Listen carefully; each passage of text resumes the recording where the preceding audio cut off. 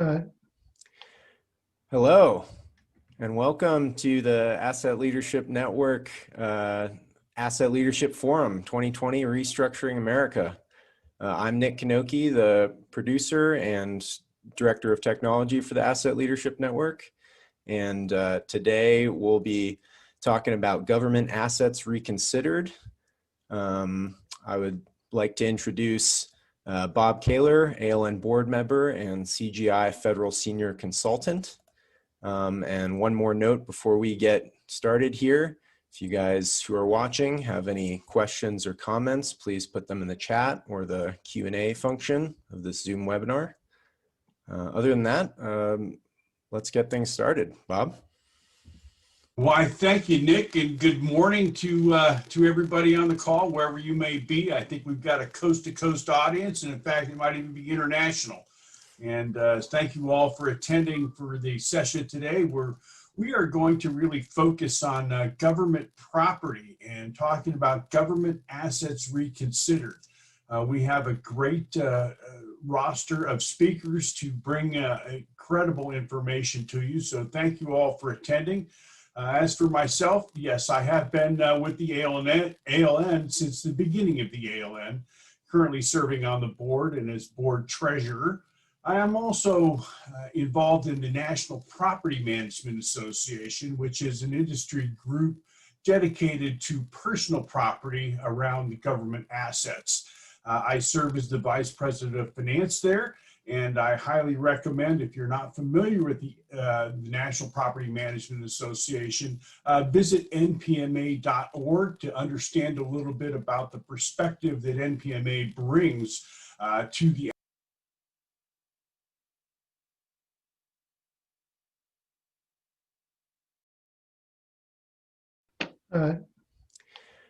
Hello, and welcome to the Asset Leadership Network Asset Leadership Forum 2020 Restructuring America. I'm Nick Kanoki, the producer and director of technology for the Asset Leadership Network. And today we'll be talking about government assets reconsidered. I would like to introduce Bob Kaler, ALN board member and CGI federal senior consultant. And one more note before we get started here.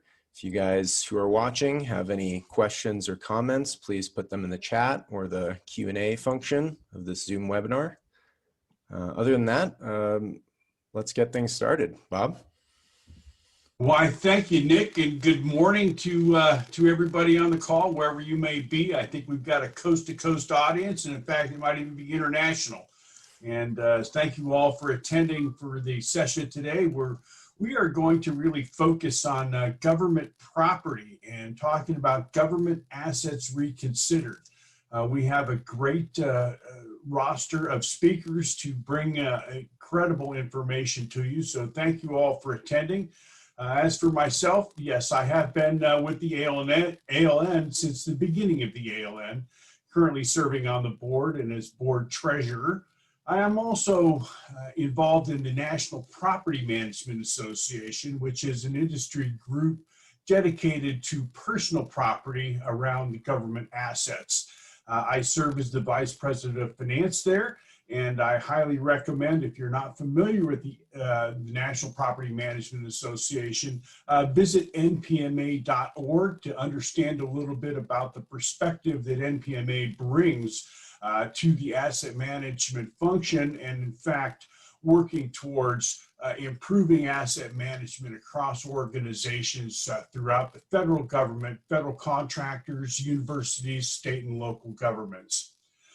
As Nick said, we've got a great session today about government assets reconsidered, and it's my pleasure to be able to introduce our three speakers today.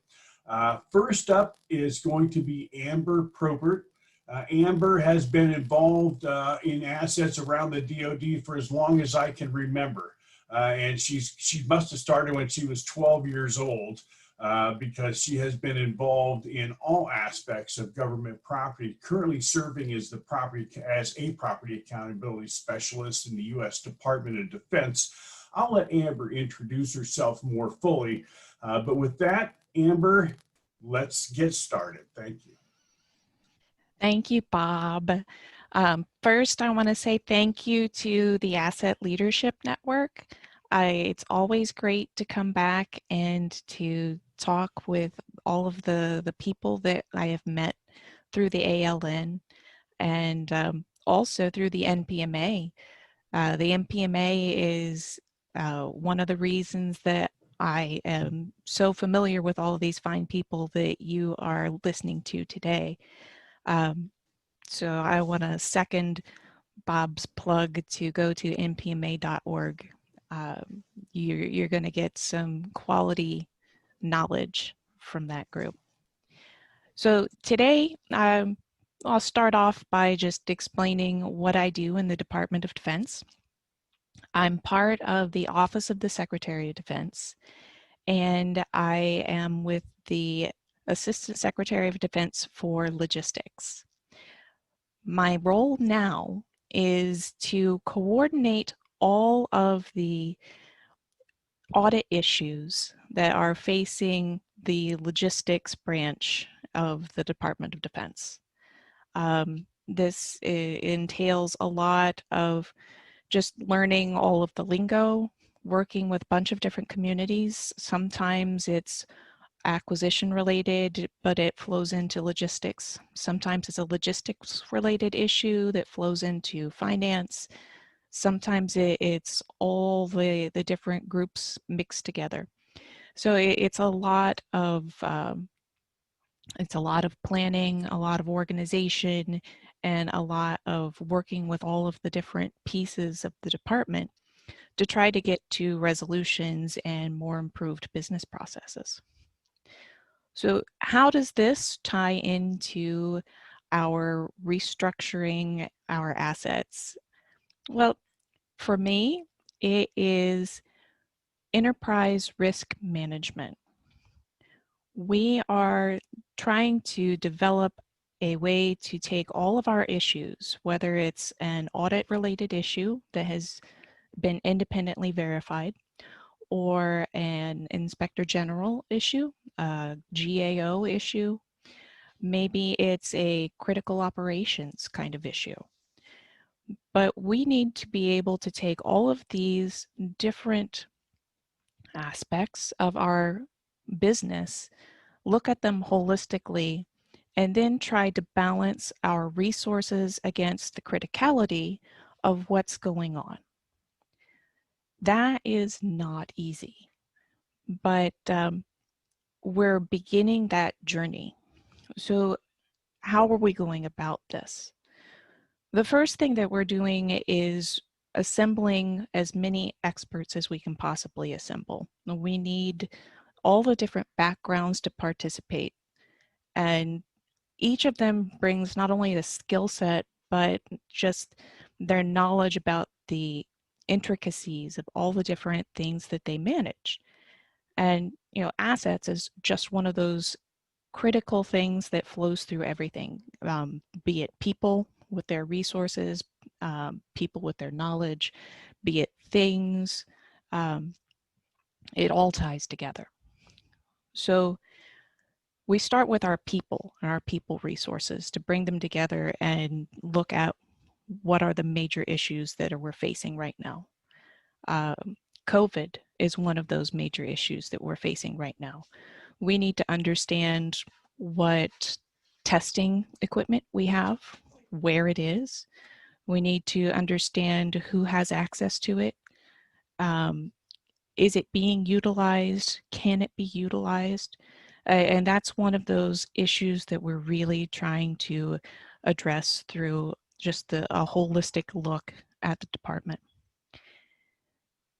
Along with that, we're looking at other goals like establishing our financial reporting requirements. That's not as vitally important as addressing COVID due to just how the far-reaching impacts, but in its own way, we have that very high level of importance, and we need to be able to address this.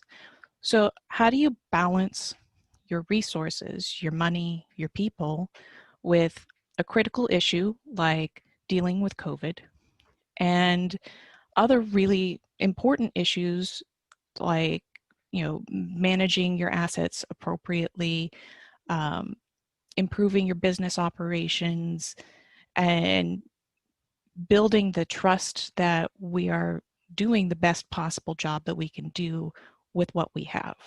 It's it's a big challenge. Thankfully, there are tools out there, software-based tools. We're starting to pilot different software-based enterprise risk management tools to look at the pros and cons and how we can marry our issues with our work and our resourcing. So we're trying to strategically plan how we're going to get our arms around all these sorts of things. One of the best features that I've seen has been the risk profile. You can build a risk profile around an issue, and you can build that profile using many different aspects. You can use manpower required. You can use operational impacts. You can use cost. How costly would it be to fix this problem? And those are just some of the different aspects that you can use to try to build a risk profile on the issues that you're trying to work. In conjunction with the risk profile, we're also looking at how do the different issues fit together. Is there a big problem that will take care of several little problems? What are the root causes? So the root causes are another aspect that we're really trying to drive toward. People can identify symptoms really easily. It's figuring out what's actually causing the symptoms. So that's another aspect of the enterprise risk management approach that we're trying to apply in the DoD. It's going to take a lot of effort. We're working in conjunction with the military services. Each of the services are trying to do their own ERM applications. So they're looking internally to just their issues. At my level, we're taking both the work that they're doing for their internal issues and putting it together in a global picture. So we're looking department-wide. Sometimes there's a particular item that impacts multiple services or the other components. And from our seat, that's where we can influence how the resourcing gets applied, how to prioritize what's going to get fixed, what gets the attention. And a lot of it is top cover too. Sometimes having that leadership position that shows, okay, we've seen all these different aspects based on our data available. We're recommending you prioritize issues 1, 2, and 3. Then when other elements of the department come and ask why issues 4, 5, and 6 are slow in being fixed, we provide the top cover to say, based on our criticality, based on our risk profile, we're working on 1, 2, and 3, 4, 5, and 6 will be in the next wave. So all of that put together is just an overview of how we are looking at using our resources more effectively, trying to address all of the issues around our assets, our asset management, and looking at it as an enterprise instead of issue by issue.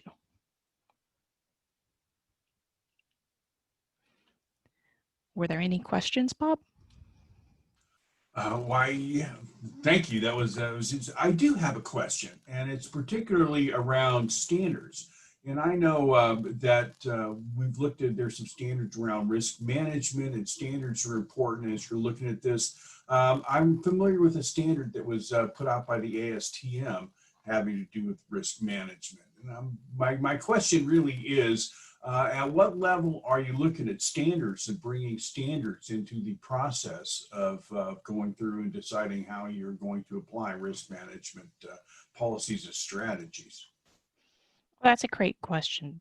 We are very early in trying to implement the ERM as a department. So standards right now are very critical to me because it gives me a framework that I can use to make sure that I'm not missing a aspect that's that's a common knowledge based on the standards. So it's really helping to inform how I can help address ERM as the department. And then just a follow-up question on that. Is the DoD, or let me, there's not is, but how is the DoD looking at the asset management standard, the ISO 55000 standard, and integrating that into what you're doing and across the department in general, if you have that information? Well, right now, the ISO 55000 is helping to build the framework. We're not at a point where we might consider pursuing certification against the 55,000 standards, but it's a healthy framework to use to make sure that as we're addressing all of the different ERM aspects, that it brings in the other elements that we may not have immediately considered. Very good. Yeah, standards are an exciting opportunity, I think, for a lot of people in asset management, as it is now getting towards a tipping point. So, is there any possibility of requiring SAMPs from contractors or strategic asset management plans, as they're known, from contractors? That's too far down the road for me to predict, and it's definitely a different branch. I don't have a lot to say in what goes into the requirements that go out to contractors. Okay. Nick, or as producer, are there any questions that are coming up?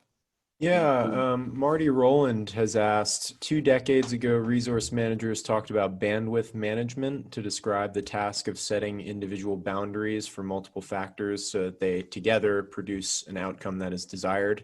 Is this a good way to describe what you're doing, Amber? In a way, we're trying to apply prioritization within the constraints of what we have. So it sounds very similar to bandwidth management. Great. And there was one other question from Cecilia Mowat. Appreciate your strategic approach, Amber. What tools of communication are you using to make the process transparent and set the expectations? In looking at 55,001 5.3 for involving all stakeholders, how are you identifying stakeholders? Well, first, we're bringing in all of the action officer level people from all of the different components throughout the department. So we have representation from both each component, and within each component, we're looking for representatives from logistics, from contracting, from finance, from program management, systems. So that way, as we build our risk register and our profiles, we have input from all the vested bodies within each component, and each component has their own representation. Awesome. Well, that's that's all the questions I see in the Q&A currently. Any other panelists have a question that they want to raise? Well, Amber, let me ask this question then. I know that risk management has been a strategic initiative in many commercial organizations, and they put a lot of effort into managing their risk across the organization. And I'm wondering, what are the similarities and what are, more importantly, maybe what are the differences in how DoD is going to look at risk management versus what they're doing in the commercial world? Thanks. That can be a challenging question, Bob. Um, yeah, part of it is the constraints that a government agency has that a commercial agency does not have. When we look at our budgets, if we haven't structured our budget in a way that supports the risk management profile, then we have to go back to Congress, or we have to go to the comptroller to get reprogramming done to make sure that we've applied funding where we need to apply the funding. Sometimes there's chain of command issues. You get into the lower levels of the components and everything's going fine, everything's going fine. They get to their leadership and their leadership doesn't see the picture the same way that everybody else sees the picture. There's a new roadblock and I don't know that there's a huge correlation with the commercial side of things, but I know in the DoD especially, you get to the military side of things and they get some hackles raised pretty easily sometimes. So I think that those would be a couple of examples where we would have different challenges in approaching enterprise risk management compared to commercial side. Okay, I have a question or chat that just came in, and this is from Boyd Beal. It says, I believe we need to put risk in its proper perspective with respect to value to the organization and cost. Some risks are worth taking, and this should be applied to all projects. Do you agree? Oh, yes. Well, that's part of what we're trying to do. We need to understand better about why something is a critical issue so that we can accept risk where risk needs to be accepted. If we don't understand why an issue is a critical issue, then we may not accept the risk, whereas had we had a better understanding of what that issue was, then we would have accepted the risk and continued to work towards a resolution. Yes, good. I mean, that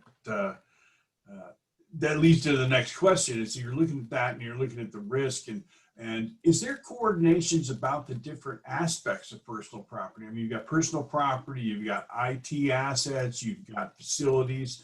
Is there coordination and how do the risks differ between those different types of subgroups of assets? And then how do you try to bring that together into a consolidated risk management approach? Right, that's a tricky wicket.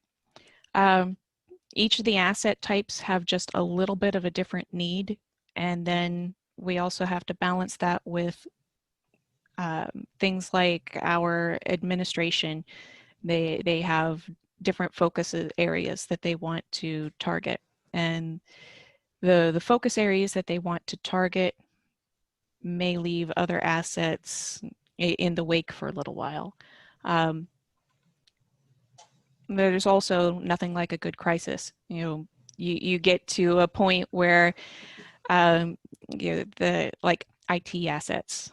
Remember a few years back where we had some computers that had been stolen, and then all of a sudden there was an IT focus over IT assets for several years, and new controls were put in place. Whereas had the person actually just took care of their laptop appropriately and not left it in the car, I, the reaction meter went way off the deep end.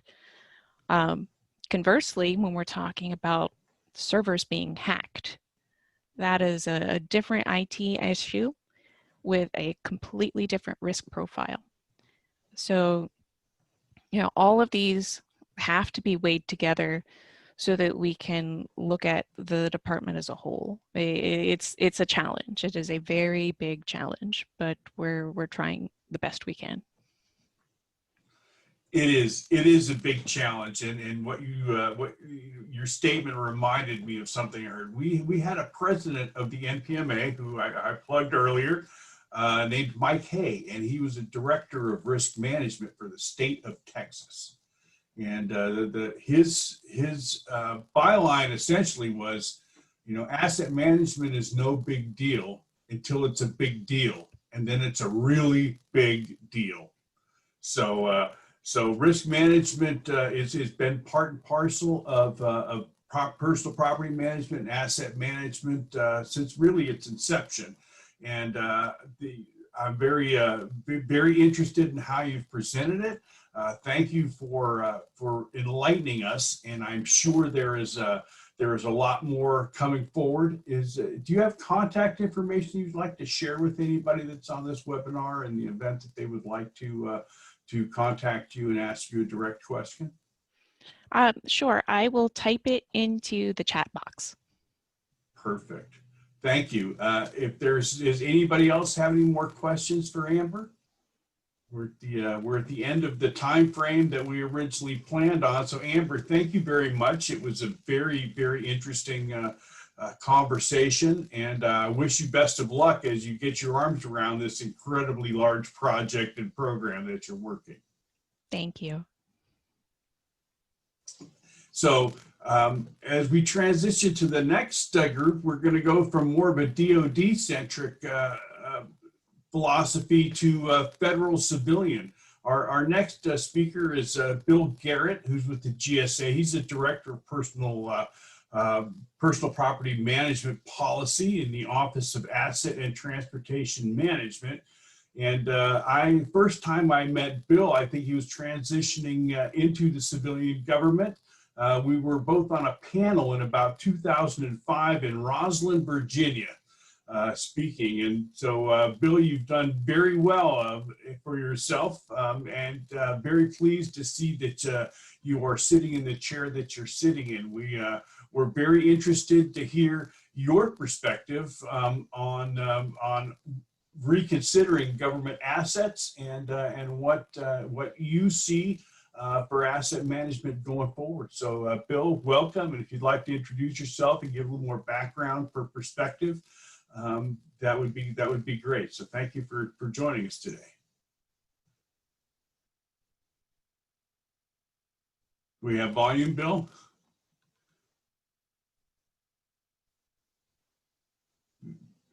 Okay. You hear me now? I hear you now, Bill. I've been having technical issues. It may be a personal thing. I don't know. But thank you, Bob, for the introduction. It's hard to believe it's been that long since we first met. Similar to what Amber said, really appreciate the opportunity. Thank you to the ALN. And I'll also throw out good words for NPMA. I've certainly been the beneficiary of being a part of that organization for a number of years now. It's always a great experience to be on these panels, particularly to hear what the other panelists have to say.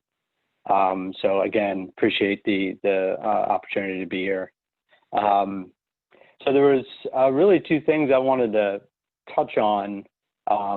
Actually, before I get to that, I'll give a brief intro. If you don't know, I just filled the position of Director of Personal Property Management Policy within the Office of Government-Wide Policy at GSA. Joined here in January, and then COVID came around, so that's been interesting. But it's been a great experience, huge learning curve, still have so much more to learn. But two things I wanted to touch on was one, regulations, which is a significant part of what we do in the office here, and then data and as it relates to regulations. Before I got to GSA, I certainly knew that there was this big gap between acquisition and disposal. I often would reach out to GSA and say, well, what about this middle part? What do we do? And typically the response was referring us to standards, encouraging us to reach out to other agencies for best practices. And so that's what we did, and that's what other agencies do.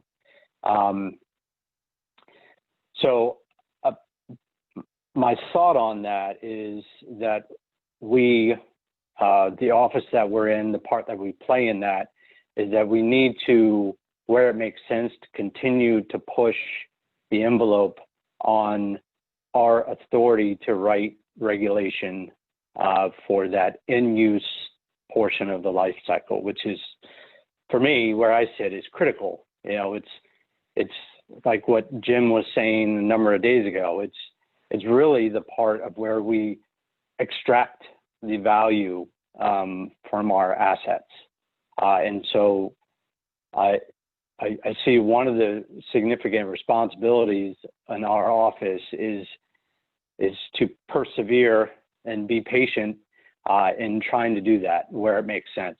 You know, my understanding, and Dave, you know, was at GSA for decades. I'm sure he's aware of the many efforts in trying to do that. There have been reasons, my understanding, I've already been in conversations in trying to do just that. There are valid reasons. And one of the big education I've had is understanding the lens of the different stakeholders, how they see this issue, the concerns that they have, and really my challenge is to address those. So where data falls into that is very much integrated into regulation. I simply, there has to be an effective manager of your portfolio, there has to be an integration, again, from where I sit, from acquisition through the in-use portion of those assets to disposal and repeat as appropriate. I certainly see it as a circular path, and where data has to play a part in that. The previous agency I was at, we quickly realized how difficult it is to do that and wrap our hands around that. The large agency I was at, basically the organization, similar to the way regulations are written, is the agencies or the smaller organizations are left to their own devices to come up with policy, to establish data and systems. And then down the road, if you try to pull all those organizations, the policies and the data together after the fact, it's an extremely complex and difficult thing to do, to establish taxonomies and data dictionaries where the data is really apples to apples. But it's something that I think is certainly worth the effort. Fortunately, in the meantime, we have these wonderful standards and these extremely smart people that have worked and continue to work on establishing that to assist in that effort. I think where I sit is to the challenge is to focus on the short term and the decisions right in front of you, but always keep in mind the long-term goal. I'm still working to figure that out. When I often am challenged with that, I reach out to the smarter folks in the room to help me keep that goal in mind. So those are generally the thoughts I had. Are there any questions? Bob, I don't know if anything's come across. I haven't seen anything come across, but I do have a question, and that Yeah. is, as before I was talking to Amber and I asked about standards. And so I was curious about where the GSA is, in particular your office, and how you're looking at standards and what standards, and are you looking at applying any of those more, like ISO 55000, for example, into the overall initiative that you've got going, particularly the area you talked about the data and the taxonomies of getting standardized data to be able to talk about assets in a consistent fashion across the entire landscape. Yeah, thank you, Bob. My answer is similar to Amber's. It's really about looking at ISO 55000 as the framework, the overlay, it's really in a way kind of keeping the long-term goal in mind of what we're really trying to do, is keeping that framework in mind when we're making the decisions that are right in front of us. For me, and also at the prior agency I was at, it's been extremely helpful in keeping that in mind, and also helping to educate the other stakeholders involved, particularly in the regulation side. They certainly have their perspective, but I see it as my responsibility to, again, educate them. And I often rely on ISO 55000 and other standards in doing that education. Great. Thank you. Thank you for that. We have a question from Marty Rowland, and describe how value is created with personal property. Do we always compare against having non-movable assets? Yeah, so value to me, and again, I'll go back to my time at my prior agency, is I was always, any opportunity I got was trying to break down the barriers between our various offices. So a really easy example that I often used was the CIO office, the significant amount of IT assets. And I often made the argument, I would often 6 or 8 months after getting a brand new iPhone or BlackBerry, then someone would show up in my office and give me a new one. It was perfectly fine. I didn't need a new one. So could we have the conversation about extending, the life cycle of those assets? And if we were to do that, I often use the Jim Dieter example is, if we take the line item on the financial statements and we were to extract 1% more from those assets, that's a pretty significant number. IT assets is an easy example because we all use them. I think we're all familiar with, from the IT perspective, I get it. They're very interested in the updating technology and all the things that they have to be concerned about. But if we, again, break down those walls, those barriers with the IT office, with the finance office, the procurement office, the real property office, and have more discussions across those offices to hopefully make better decisions. So are there any thoughts about working towards compliance mechanisms in any of these areas, like audits, perhaps based on strategic asset management plans, for example?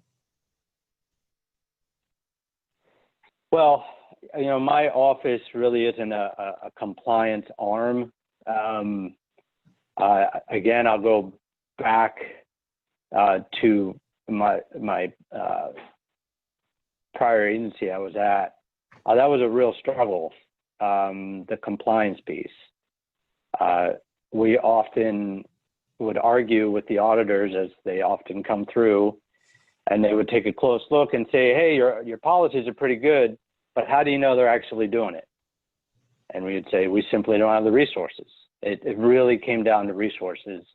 But we started to figure out small ways to conduct assessments to get a general sense of how the organizations were doing.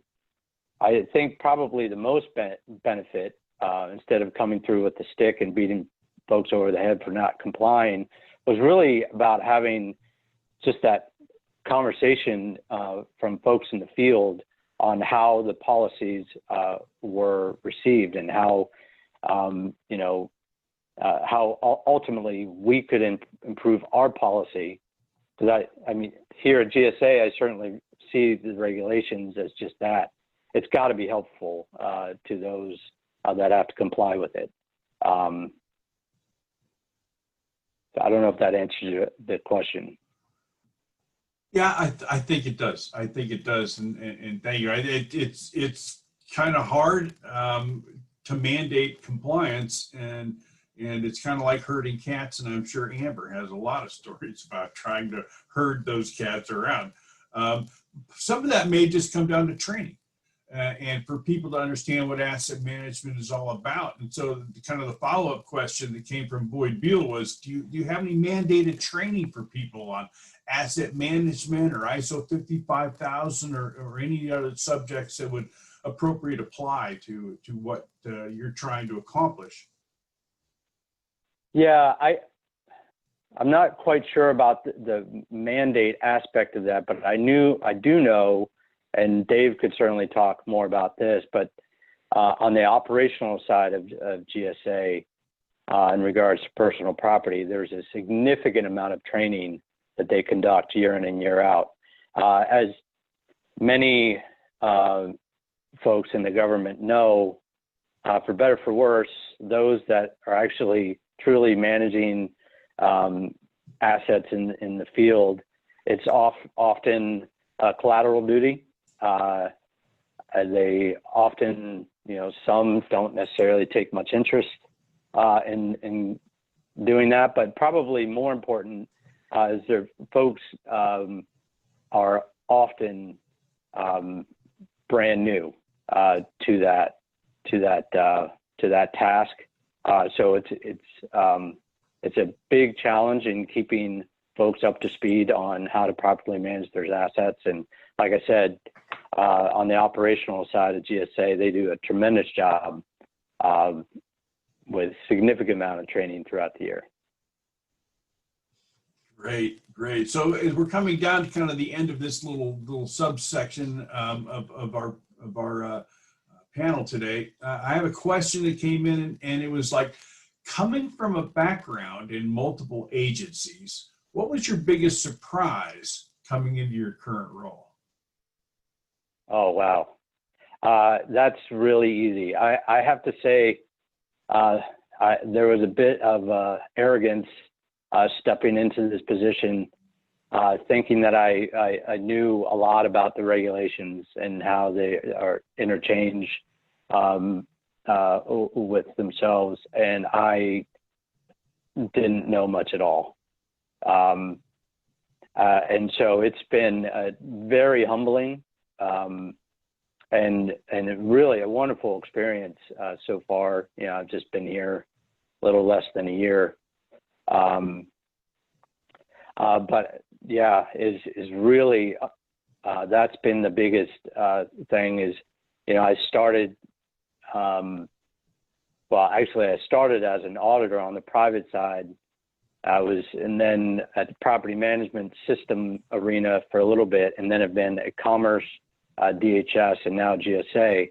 Throughout all that experience, I thought I had the regs down pat. Nope.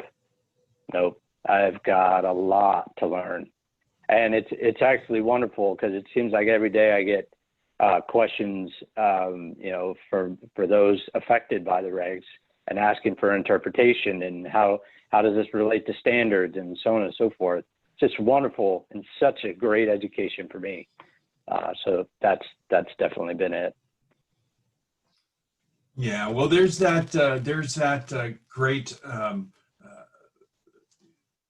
aspect of regulations and following regulations, but it seems to me that leadership is the most important attribute that somebody has in terms of making significant change and positive change and improvement in asset management systems.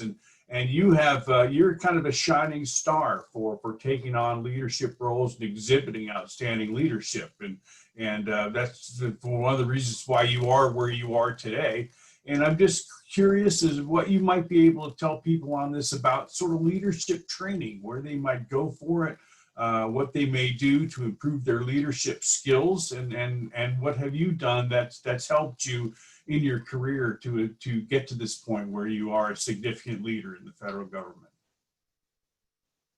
Wow. Part of that was tremendous compliment. Thank you so much. I don't know if it was deserved. But to answer the question, I probably the biggest thing I've learned for me in my professional career about leadership is really about listening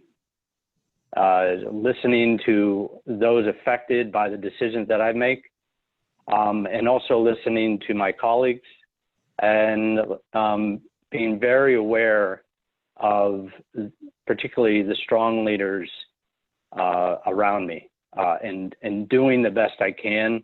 I often, one of my officers in the Navy that was my supervisor for a period of time, he often used the idea of the good bag and bad bag, and always being aware of the good things that you see around you, and keeping track of that in the good bag, and anything bad you see, make sure you're just as aware of that. So beyond that, as far as leadership training, there's particularly in the last 5 or 10 years, plethora of training, not just in organizations that do just that, but also I've found just recently is a lot of the more significant universities across our country are providing really good training regarding leadership. I actually just took one the last 6 or 8 weeks at the Darden School at UVA, and the title was Leading Mindfully During Crisis. I thought it was appropriate considering, our situation that we're in. And it was a wonderful class, not just the instructors, but the participants learned so much from them. So, well, thank you, Bill. Thank you very much for your insight. There is a comment from Cecilia that said, "Love your understanding that true leadership is listening and looking to others to lead where they can." So thank you, Bill, for your insight, and your email has been posted up into the chat window so people can get to you, your gsa.gov email if they have questions. And thank you, and I'm sure you'll stick around for the balance of this.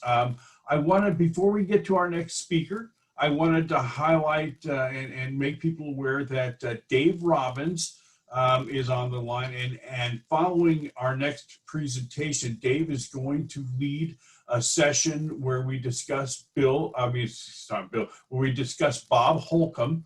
There'll be an opportunity for people to reflect on Bob's life and his service to the government in many different ways, and what he has done for asset management and how he's helped everybody. So if somebody's got some things, anybody on the line that's got some things that they'd like to share about Bob or some memories with Bob, we will be doing that after the next presentation, so everybody can have a little heads up on that. And then also Dave did put a comment up regarding the training, and he said, "Bill is correct. GSA's Office of Personal Property Management does offer training for agencies. The thing to keep in mind, though, is that regardless of the office's name, it manages and operates the federal disposal program. So that is the focus of the training. And as Bill said, GSA does not have responsibility for overall agency asset management, but there are other training opportunities via NPMA, USA Graduate School, and others. So thank you, Bill, and what a great transition that is, because training is very important, and our next speaker is probably the most well-known educator in the field of asset management.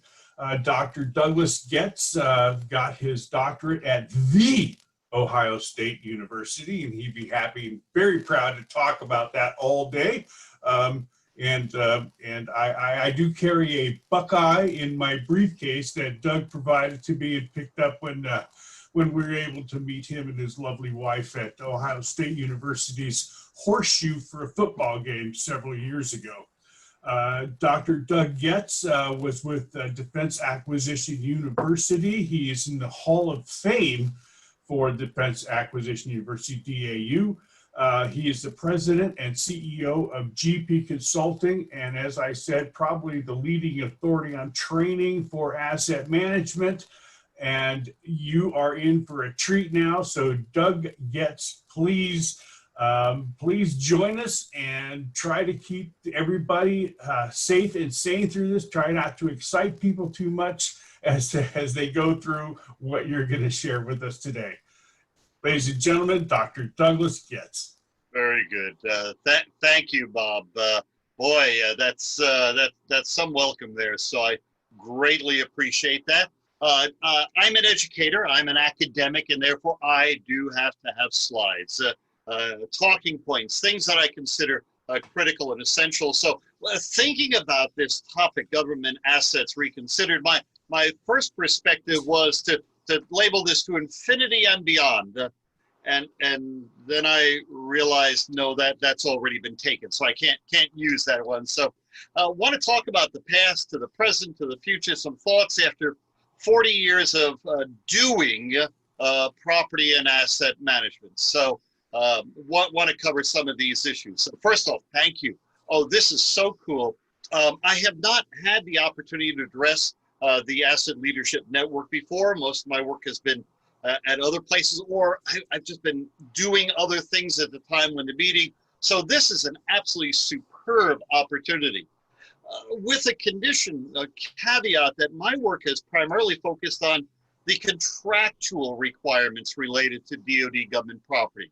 So I might have a slightly more focused perspective in some ways, but in other ways I've tried to broaden that out and act in a slightly philosophical nature there. So I'm going to talk about some old stuff, some current stuff, some technical stuff, some emerging stuff, some future stuff, and all within the time frame that I've been given. So some old stuff. So if we were to deal with government property with a U.S. view, certainly we could take that from the Revolutionary War. We actually have literature that talks about the problems that we as this emerging nation, as this rebellious group of hodgepodge of colonies, had concerns with acquiring property and furnishing property and making sure that it was used properly. My note there, from a biblical standpoint, I won't go back as far as Genesis. That might be too far for property management. All right. There are constitutional foundations for property, for asset management of various types, that the founders realized that the ownership of property and assets was critical. Well, my knowledge in areas of expertise, as I said, was contract property, and really want to take it from post-World War II concerns. Because Jim is a good friend, I did have to clarify that no, I was not alive during World War II. He probably dates me back to the Civil War. That was meant to be humorous. But I am a student of history, and therefore that's critical that we understand history versus reliving the Santayama quote, that if we're ignorant of that history. So if I look at the history for the roughly 60 years, looking at government property in the possession of contractors, the issue has always been compliance. The baseball bat, beat them over the head, make sure that they do that. And I need to look at some of the controlling documents that were out there. Things like the Armed Services Procurement Regulation, the Defense Acquisition Regulations, the original FAR. Now, I know we talk about the SAMP a lot, and it takes under ISO 55000, takes a slightly different perspective there. But an interesting note that from the early days, the original days of the aspirin DAR, we took a systems approach to managing property and assets. We required the application of a property management system or systems, and this has been in place for the past 70 years. How do I find that? I'm an academic, so I go to the literature. So looking at things like the Armed Services Procurement Regs, there was actually in 1953 a manual for the control of government property in the possession of contractors. The issue with that, it was highly prescriptive. No concern about cost, no concern about value, no concern about any value added. It was telling the contractor specifically what and how to control assets. No, the word that I use there, the word used in the regulation is control, vis-a-vis a broader statement of being able to manage that stuff. Our overarching concerns, just make sure you have records and you can find the stuff.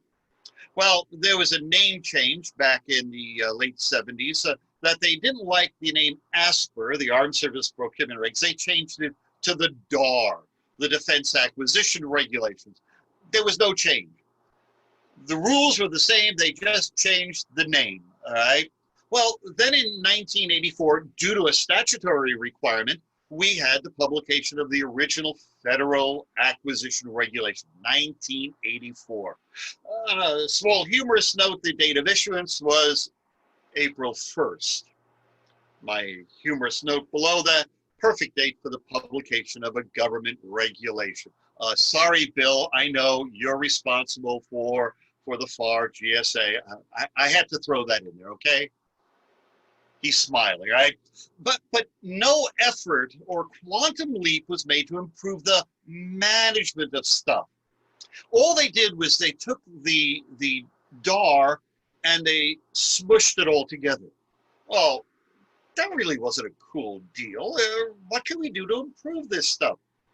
Well, starting in 1995, there was a major effort to rewrite the FAR section on government property, started by Ms. Eleanor Spector as Director of Defense Procurement, and then from an NPMA standpoint, finished by one of her own, Mr. Tom Ruckdashel, who was at DCMA at the time, published in 2007. Wait a minute, 95, 2005, 10 years, 11 years, 12 years to rewrite a rule? Wow. Now, one of the issues there is it still required that property management system, but there were significant alterations and improvements. So I need to talk about those just for a minute. Compliance, of course, within a government rule is a fait accompli. We've got to address that. We're spending the taxpayers' might. GAO loves to write us up and tell us where we're not doing well. So compliance is always going to be an issue. But there was a streamlining of the requirements. We went from 19 clauses down to 3 and added certain issues. The issue of value was now a consideration. The issue of risk management was now a consideration. Yes, there was a continued requirement for a property management system, but in the clause, we called out the processes and outcomes, a life cycle approach that was now legitimatized in the regulation. Now, NPMA, in all of its writings from its origins 50 years ago, talked about this life cycle approach in its literature. Acquisition, receiving, record, storage, movement, consumption, utilization, physical inventories, disposition. But this was the first time that it was actually called out and said, thou shalt structure, thou shalt have processes, outcomes to address this. There was also the big thing, the allowance of the use of voluntary consensus standards. 2 other things, industry-leading practices and commercial practices, but I really like the issue of voluntary commercial consensus standards. Why? It was driven by law. driven by law that said, yo, stop using DoD military specifications when a commercial application, a voluntary consensus standard could be used. We, in point of fact, within DoD had military specs and military standards for fruitcake, for t-shirts, really, for brownies. Hello, why would we need something to that specificity when in point of fact those were commercial items? So really interesting concern there. 2007, and here we are in 2020, in my opinion, a lot's changed. And it might be time for a refresh, to look at some new things, to possibly say, wait a minute, what about this? What about that? What about ISO 55000 and its additions that are there? Might be an interesting time. Some other old stuff. We have the Chief Financial Officer Act of 1990. I know Amber loves this law dearly. It is her sole driver for exist. No, I'm kidding, Amber, right? And its requirement was to improve the government's financial management. Simply put, government property was one area called out as lacking, internal to the government, but it also impacted my area of focus, government property in the possession of contractors. Now, I have a small acerbic comment here. It took 17 years for the government in the FAR to recognize its fiduciary requirement to maintain records. Now, why do I say that? It wasn't until the 2007 FAR rewrite, okay, wait, 1990, the law was passed. 2007, it was actually changed where we dispelled that notion that contractors kept the government's official records for property. Rather interestingly, I think that created a whole furor. Amber, of course, was responsible for DODI 5064, creating the Accountable Property System of Record, an APSR, not to be confused with the ASPRA. So rather interesting that we see these type of changes being driven from an accounting standpoint. That's Chief Financial Officer Act definitely led to FIRE, the Financial Improvement Audit Readiness, remediation, right? And a small little dig in the side of my agency. DOD has not received a clean audit opinion. I'm sure Amber had addressed that. I thought you would, Amber, but we have not got one. Other non-DOD activities have. NASA, and they constantly rub my nose into it. They have a clean audit opinion in accordance with the Chief Financial Officer. DOE does. So wait a minute. That's looking at it from an accounting standpoint. And I'll echo words that have already been stated, not only today, but in previous presenters. There was no holistic perspective. The singular focus was on accounting rules with no systematic integration with asset management. Interesting. Amber has mentioned, and Bill has mentioned, that now they're looking at this more integrated approach, all right? But I have to say this is really cool. People are looking at us, which is not all bad. We have VCSs, value-added functions, interconnectivity, data requirements, big data, and of course ISO 55000 plus its additions. So let me talk about these for a minute. VCSs, such a powerful document. At the C-suite level, oh my goodness, 55,000, 55,001, 55,002, some expansion there. And from my readings, there are even more coming, 55,010, 55,011. Powerful document at the top levels. Bill in the GSA representation applying to all of the government would be such a powerful, powerful move. The floor or working level documents, the ASTM VCSs, the E53 committee, those are more the how-to, the specific standards, the quantifications related to performance, specific application concerns that were lacking in the past. We did things the way we did them because that's the way we always did them. And a dear friend had this quote, if we always do what we always did, we will always get what we always got. And that doesn't work today. Doesn't work today. I've seen a gradual shift from compliance to value added. synergistic approaches, these holistic approaches. And one of my favorites comes out of an NBMA publication by Bob McFarland. He did a series of articles on value-based asset management, documented evidence of property management value. Absolutely superb quantification. You know, we always like to say, well, what value does this bring?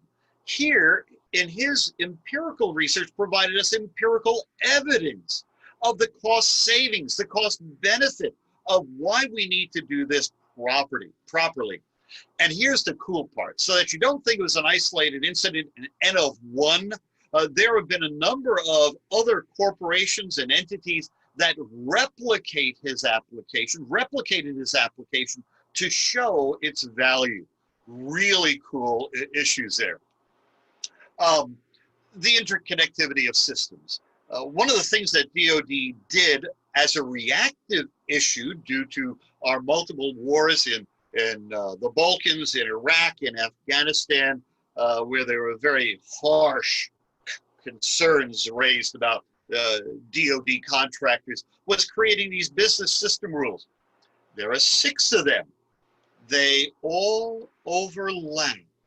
I would encourage you to look at another article by Mickelson and Rockdash talking about the interconnectivity of DFAR's business system. Now I have these circular rings over there, the overlap. We are involved in all of these aspects within a systems approach.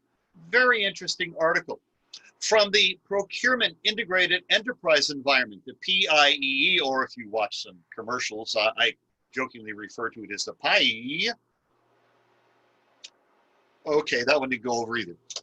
Things like the IUID registry, the GFP module, where all of these data collection points now have the opportunity for interoperational ability, interconnectivity, so that we can start looking at that. Now, a shout out to Jim Dieter from day one of the virtual conference. He had a number of excellent charts listing the variety of activities involved with asset management, even more reinforcement within a DoD perspective we can see here. So, and that leads us to this issue that we now have, or will have, better access to data, big data, and that is a real driver within the corporate world today, within the advertising world, within the marketing world, within the production and supply chain management world. We're going to start having access to all of that stuff to help our world as well. As an academic, I have to cite literature, as I said before. This text was referred to me, about 10 years ago. Dieter and Fulster, I have to be able to say his name. He's got the double dot over the O, and I can never do that. Public Wealth of Nations, how management of public assets can boost or bust economic growth. In this day and age, where we are today with the pandemic going on in the United States, this is an interesting topic. The key characteristics that are there are focus on value and creating value, eliminating politics, which has been mentioned by Professor Smith on day one, which unfortunately is tough to do. Hire professionals to do this. So it may not be an issue of bringing people in at the lowest level, but rather bringing people in who have the ability, without the political issues, to run the things and make the changes that need to be made. Now, I actually pulled the text from my bookshelf here. It's a very deep book. It is not easy to get through, but I encourage you. I think you'd find it of value to see how these other countries and corporations have looked at this, viewing our assets there. So to close up, one of the areas that I really focused in on as going for my doctorate was the issue of professions. What is a profession, all right? I needed to look at that. I needed to look at some of the characteristics that were out there. So I've worked for DoD about 40 years now. And I'm sorry to say for us, the US and DoD, the leadership of property and asset management, that's my little acronym there, PAM, is often left to political perspectives, putting out fires, responding to audits, driven by, well, what's our current policy and procedure and what programs are critical? More times than not, we were reactive versus being proactive? Well, again, Dieter and Flochter's research supports hiring professionals and remove the politics.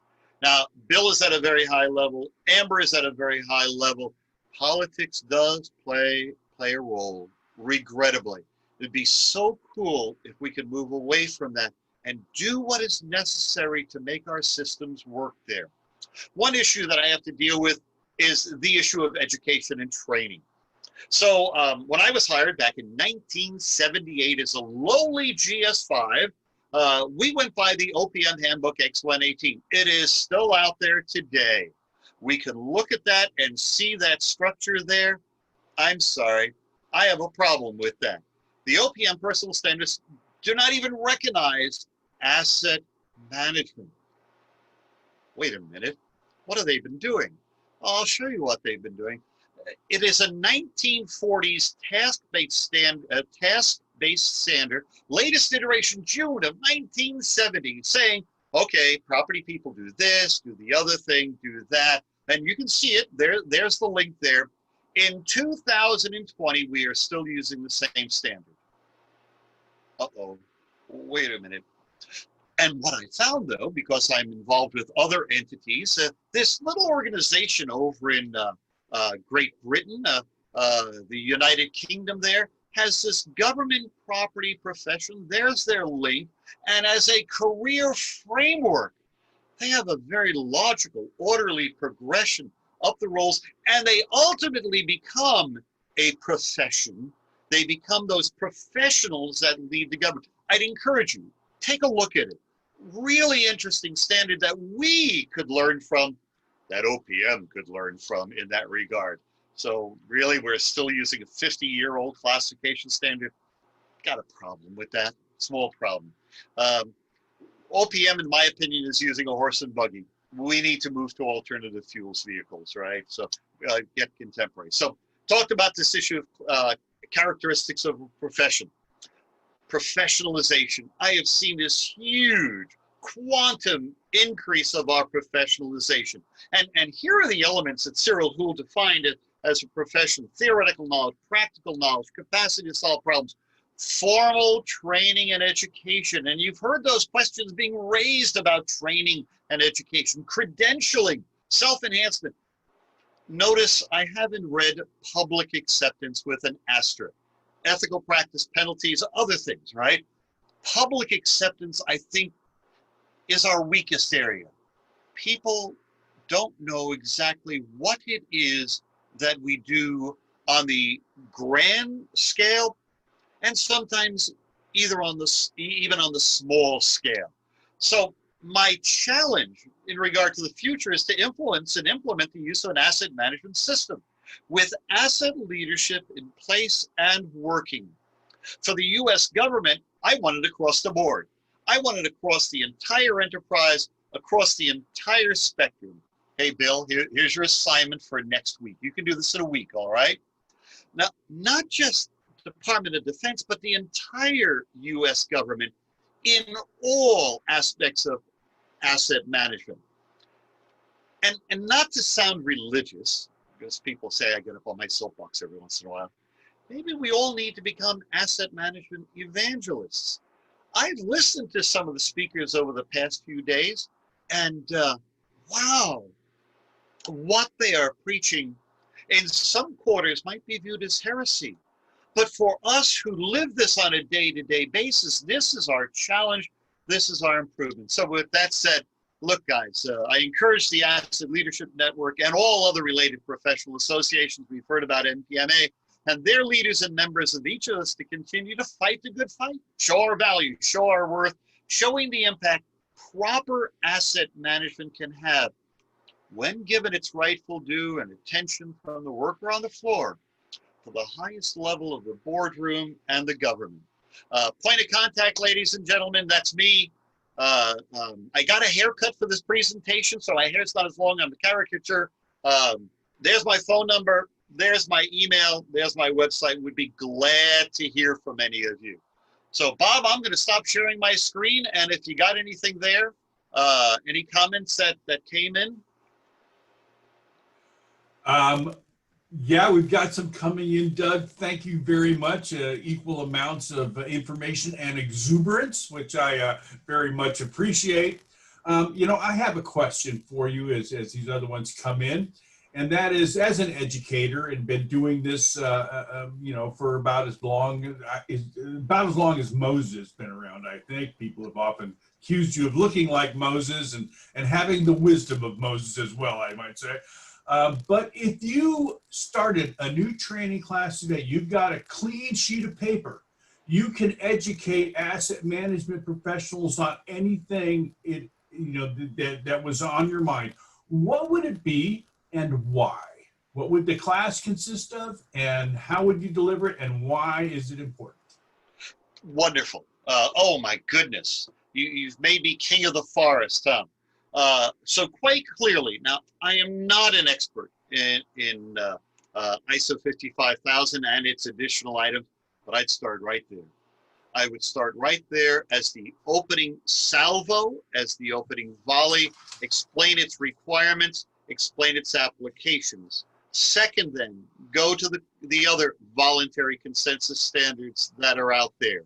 And then if this was dependent upon the form and structure of, say, a regular semester class, take that then through the life cycle processes as application that serves value to that. But certainly in this day and age, you got to put the ISO 55000 at the very top level, right? Very top level.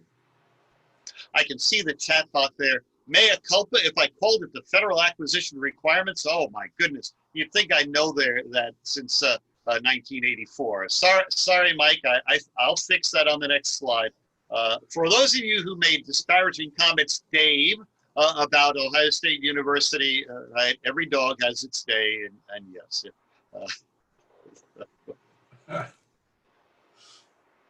There's an interesting question from Mike. It was technology and management processes have improved dramatically since 2007. So revisiting the FAR makes sense. What would it take to encourage a rewrite? Ooh, better answer. Get a better answer of that from Bill. Certainly, DoD is a major player, but GSA is the daddy of it. So they're involved with the DAR Council and the Civilian Agency Council, changing regulations today under the current environment, political environment, I'm saying, might be a little bit on the difficult side. Though there are changes being made piecemeal, bits and pieces by various DoD requirements out there. Can't give you a good answer on that one, Bob. I'll leave it to the much smarter people than me on my left-hand side of the screen here. Okay, well, in that case, any thoughts on asset management and crisis management and how they would intersect? Absolutely, there's an intersectivity to both. Look at the pandemic today. Everybody's pointing fingers as to having personal protective equipment. Why did we have this?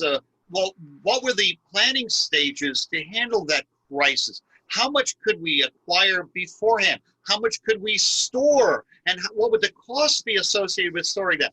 What would the supply chain management look like, and what could we do to acquire things of that nature? We've seen these hurricanes come barreling through, and our prayers have to be with New Orleans and the states in the South that are facing hurricane after hurricane. What do we need to do, and how does FEMA look at asset management and the ability to pre-position, the ability for rapid deployment? Oh my goodness, crisis management and asset management, they go hand in hand, because if you fail on one, you're going to fail on the other. And I think we saw that a little bit with the pandemic, that we did not have things like the ventilators in sufficient quantity to provide. And then we started yelling and screaming and ranting and raving and trying to put into place DPAS, the Defense Production Act requirements for rapid acquisitions that are there. We all like to think everything's going to go along fine, but the real world is bad stuff happens. Right? So cool issue. Okay, well, we're kind of at the end of our time, but there are two public service announcements that I'd like to make. One is that highlight you referenced the Wealth of Nations earlier, and Dag Detter, who's the author of that, actually presented at the ALN's Asset Management Forum, or Asset Leadership Forum in 2016 at the National Academies. Oh my So he was, and I was there, and I recall it, and it was a very interesting discussion. And in person, he simplifies the book quite a bit. It's much easier to get through listening to him. It's a tough one. The second public service announcement comes from Marty Rowland, and he says ASTM, and this is regarding your professional discussion when you're talking about the making asset management a profession. And he says ASTM E3210 infrastructure management is all about public acceptance. So we're moving on it, and I know that you have been a great proponent of making asset management a true profession, and I appreciate it and appreciate all that you've done for the ALN and for NPMA and the government property asset management profession in general for the time that you spent at DAU and trained literally thousands, probably tens of thousands of people in the skills of asset management, but also in really looking at, from a value perspective, what asset and property management, or PAM, may do for organizations, for individuals, as well as for our society in general. So thank you very much, Doug, for that. Appreciate it. As always, great presentation. Thank you for that. So now we're at this time, I'd like to introduce Dave Robbins. Dave Robbins is one of those people that it seemed like everything that I was involved in asset management, every place I went, every seminar I attended, every NPMA lunch I attended, it seemed like Dave was there. And so we'd like to, Dave is retired from GSA now, but he wanted to take this opportunity to lead this group in a special tribute to Bob Holcomb, who served the U.S. federal government for decades in a number of different areas, including most recently at GSA Department of Government-Wide Policy. So Dave, thank you very much for doing this, and welcome, and nice to see you again, sir. Thank you, Bob. Nice to see you as well. I found it interesting that Doug even talked about U.S. property going back to the Revolutionary War. And even towards the end of my career at GSA, we were still dealing with Revolutionary War assets. Just because they sink in a lake doesn't mean the government gives up ownership of those assets. So it was always something interesting going on. I joined GSA a couple of years before Bob did. I knew Bob beforehand from some interagency groups that we had both served with or attended meetings in the DC area. Bob was at the Department of Justice initially at that time, but once he joined GSA, and then as I gained the role as the director of the Office of Personal Property Management, Bob and I had an opportunity to work closely together. We weren't just colleagues, we became friends. And our relationship was a little unusual. I mean, we were certainly a customer agency as a user of the federal regulations, but being in the same agency, we were also more colleagues and had a somewhat unique relationship, even on collaboration on developing some of those regulations. As well as the regulations, I had an opportunity to work closely with Bob when developing the National Strategy for Electronic Stewardship under an Obama administration executive order, developing the FMR requirements that are still in use. Well, the FMR bulletin, it's been a challenge still to actually incorporate those requirements for electronic stewardship. Bob and I also worked closely in the development and final implementation of federal asset sales and the GovSales website, which implemented federal asset sales, which I see actually got killed in the last week. But Bob was still active at work, and he had changed his retirement date and planned on retiring on October 1st. Unfortunately, after his diagnosis of cancer about 18 months ago, he didn't make it that far, and Bob passed away on the morning of September 7th after his battle with cancer. He was surrounded by his wife and daughters, which is important as they were so terribly important to him. Bob's career in asset management began upon his graduation from college when he entered Naval Supply Corps as a Navy supply officer. He had an overall more than 34 years working in asset management with the federal government. During this time, his expertise was acknowledged at many levels, and he received numerous awards and recognition. And he would still say that one of the highlights of his career was when he received an award personally from Attorney General Janet Reno for his extraordinary service in the Department of Justice. Most of us know Bob really through his work with asset management, but he was a religious man, a member of his church for 31 years. He was a life member of the Aquia Harbor Volunteer Rescue Squad in his local community. And as many of us know, he was definitely fond of his Harley Davidson, taking singular trips to even many of the locations for NPMA NES. Can't imagine still some of the road trips he took on that bike. He also liked camping and geocaching with his family and friends. Bob was an active member of our chapter of the NPMA, the Federal Center chapter. Received several awards from our chapter, including the Outstanding Member and Bernie Bartel Lifetime Achievement Award from our chapter. Nationally, he was recognized as Federal Property Manager of the Year in 2016 and capped his experience by receiving the Andrew Anderson Lifetime Achievement Award in 2019.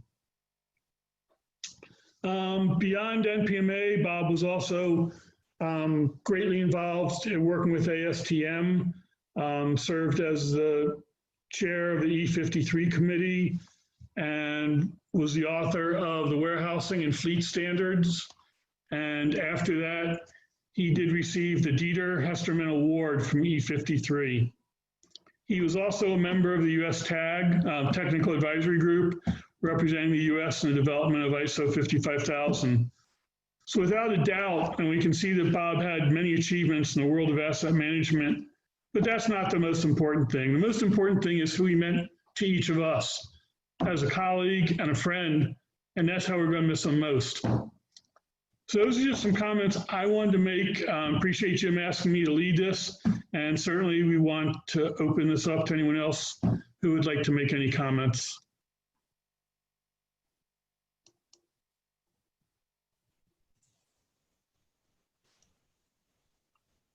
Well, I'm happy to jump in. This is Jim Dieter, for those that might not know me. I often say that I can't imagine my career without NPMA. And in fact, it would have just been a job. It wouldn't have been a career without the NPMA. And it's really informed all we've done with the Asset Leadership Network.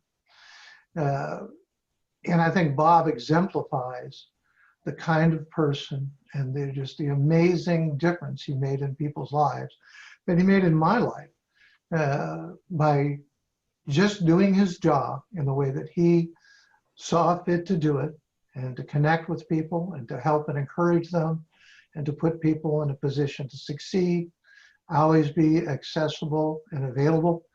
I remember many coffee breaks and lunches at the cafeteria in this building, and we would talk about the asset management, the future, many things like Doug's great presentation today. But I can't, I know I can't express, but I really feel the loss. I really feel the loss of Bob deeply. I also want to mention that another great NPMA person, Tom Williams, has passed away in the last few days as well, former NPMA president. But we're talking about Bob today, and it's another chance to say thank you to Bob, and just really appreciate everything you brought. Ah, there's a picture of Bob. Yeah. Absolutely. Yeah, I could like to jump in with a few words if I could. Oh yeah, great shots of Bob. So thanks for sharing those, Mike. That's cool. All right. I always viewed Bob as the quintessential professional, the true professional. He was always warm and welcoming. He was sort of like this gentle giant, a fairly large man. I'm 6'2", but even I had to look up to Bob. He was slightly larger than I was, right? The interesting point to me was that even in disagreement, he was always that consummate professional. And one issue comes to mind. We were having a knockdown, drag out argument, not a fight, we didn't fight, over a technical issue. Bob looked at it one way, I was diametrically opposed. We were at far ends of the spectrum there, yet he was always the nicest man to work with. Here's the issue that we could yell and scream at each other and say, no, look, you're not seeing this, you don't understand. And right after that, it was like, oh, where are we going for lunch? Do we want to go for a drink or something? Like, that was the business part that had to be resolved. But Bob was this kind, compassionate, understanding guy. And Dave, I don't know, but even though he lost that argument, which I had to bring out, I never saw him get angry. I never saw him get angry, which was, I got to compliment him. So Bob will live in our memories with the NPMA, always recognized with the Andy Anderson Lifetime Achievement Award. Bob's right up there as a true professional. Thank you. Thank you, Doug.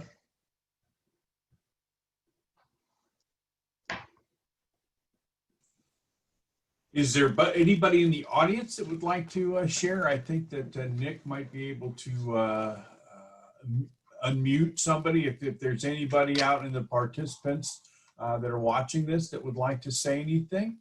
I just leave a chat or get to Nick and he can unmute you.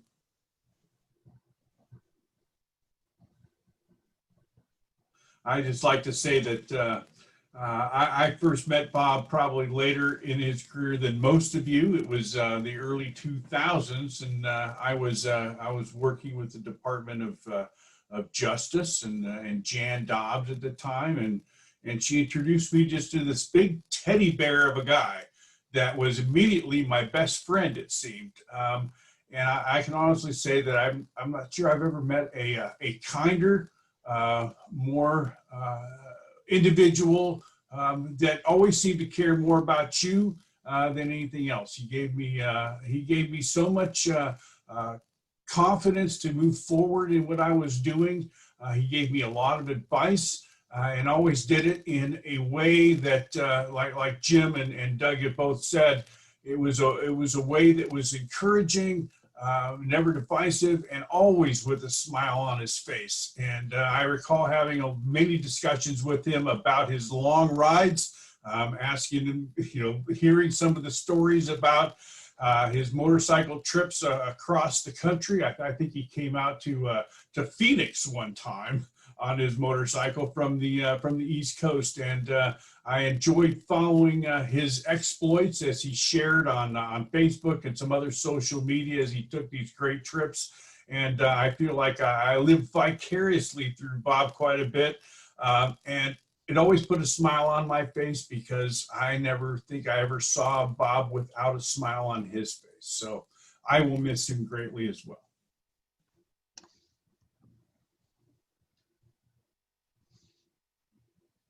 Yeah, if I may, this is Bill. I just wanted to add a few more things.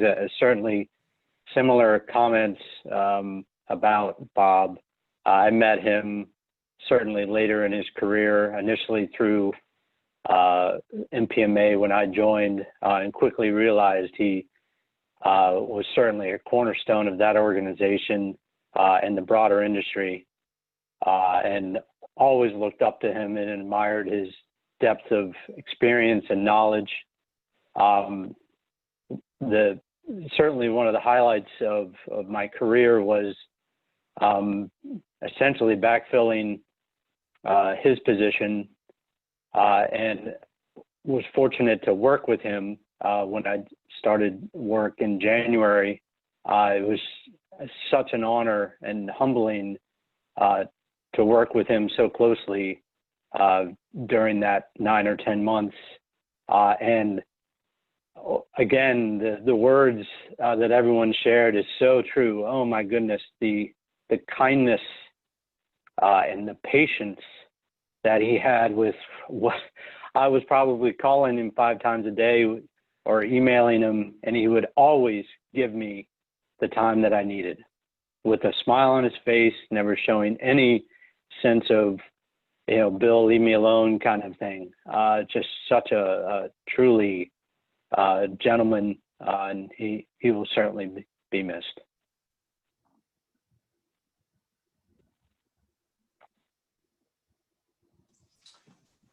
Thanks, Bill. So we've reached the end of our allotted time. We could stay over if anybody else has any words they'd like to express.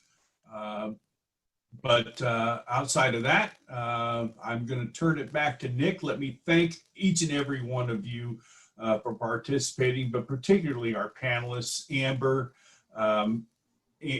Bill, Doug, and of course, Dave. Thank you very much for giving your time freely to support the efforts of the ALN, particularly around reimagining what asset management can be, and where we can go and what we can do to improve our lives, our government, and the overall status of asset management throughout the market. So again, thank everybody for being here. And with that, I'll turn it back to Nick to close this up.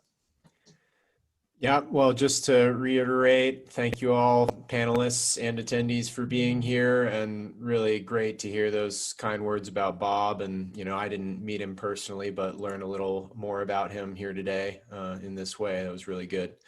And yeah, I'd just like to take a second to show again our organizational members here at the Asset Leadership Network and thank them, because without them, none of this would be possible.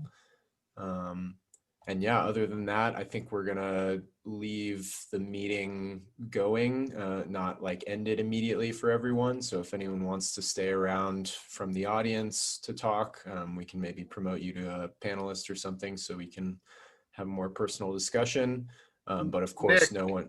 Yeah. Hey, Mike. I would like to say something. Can Please you do. share in your screen? I want to share because like you, Nick, I did not know Bob as much as these other people, but he did present at the Asset Leadership Network every time we asked him. And a matter of fact, Jim Dieter made sure that he was head of an award that we gave to the General Services Administration Office of Government-Wide Policy. And really glad that we did that. And I echo everyone's thought of how nice he was. Just amazing. He just exuded gentle kindness at all times. Didn't know him much, but I was very glad that I did.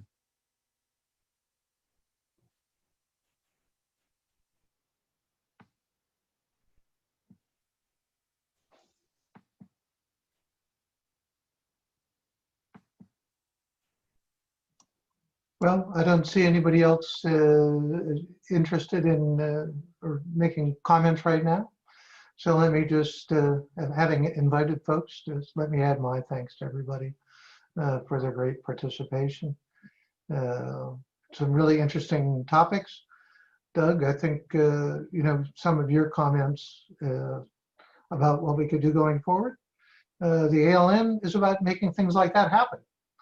So I'll be sending you an email. Maybe we can maybe get a team together and think about what's possible and how we could help. Make the future we imagine a reality, and how we can help people like Bill and Amber that are in the trenches getting this done, what we can do to help them. All right. Well, and Bob Kaler, thank you very much, sir. Your excellent job as a host today. Appreciate that. And my pleasure. Thank you very much. All right. Thanks to Nick and Mike and all the ALN planning team for helping put it together. We do have another session starting at 1 o'clock. And then there's a 4 o'clock session as well today. For personal property people, these are both are probably very interesting sessions. People interested in broadening their perspective from a personal property perspective, especially the session at 4 o'clock led by Bob Leach, who was formerly with the Army Corps of Engineers, about what the government is doing on asset management from an infrastructure perspective. Would broaden your scope. I do think it's an amazing time to be in asset management. It's like if we were accountants when they were inventing what accounting was about. That's us. So it's a real opportunity. Like Bill, like Amber, people that have come into this and made it their own and taken leadership roles. Those opportunities exist for other people. Also from a consulting and professional services role, there's just a lot of possibility from a professional standpoint, and how you can make the world a better place for assets. So again, thanks everybody. Great day. Hopefully we'll see you this afternoon. Thanks. Thank you, Jim.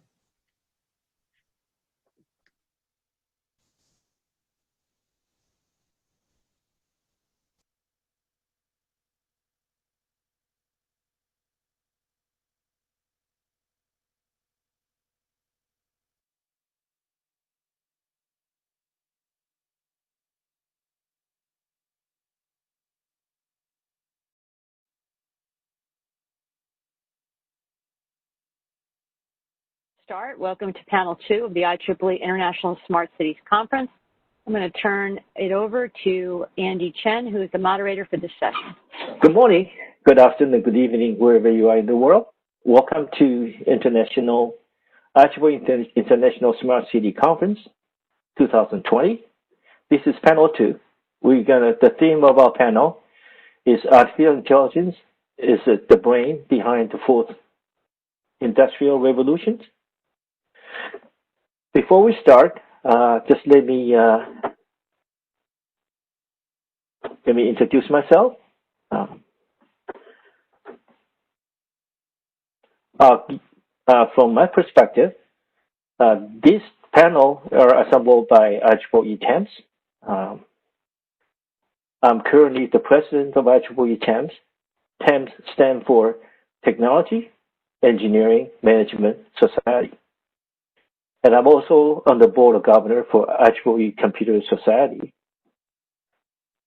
I am a founder of a venture capital firm. We invest on disruptive technologies that improve the humanities.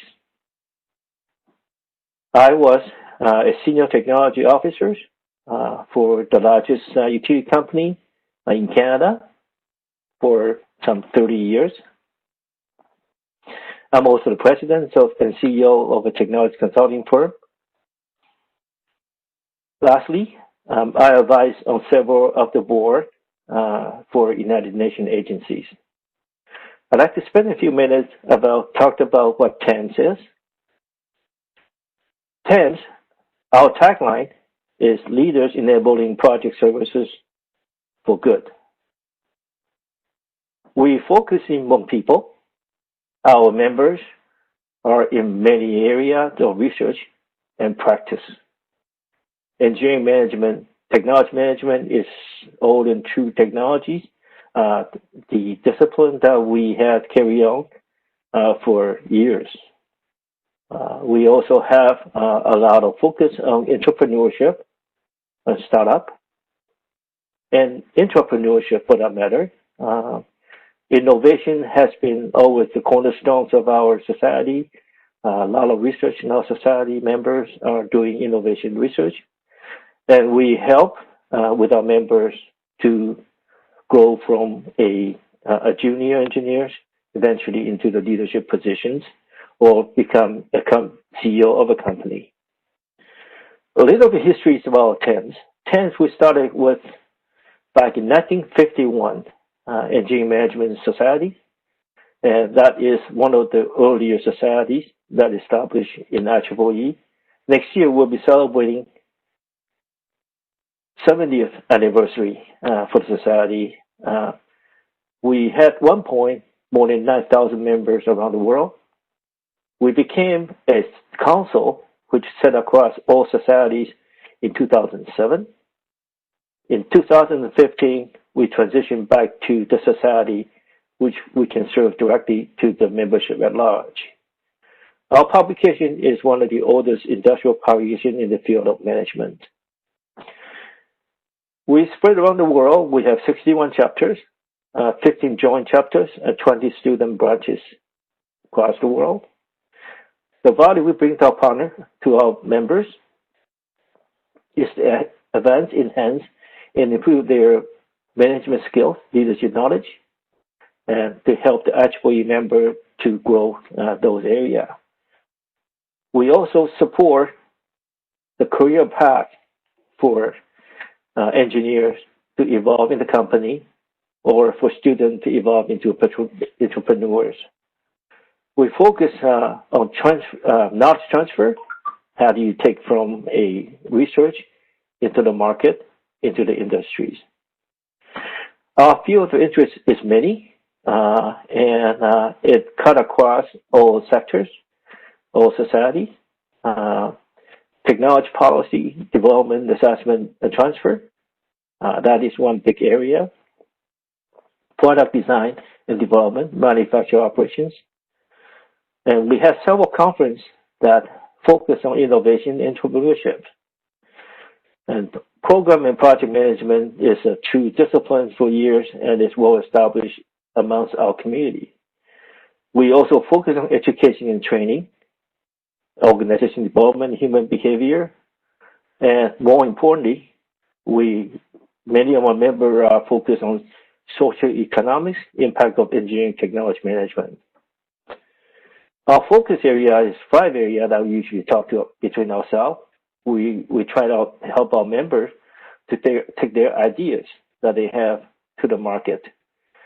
We identify in the large corporations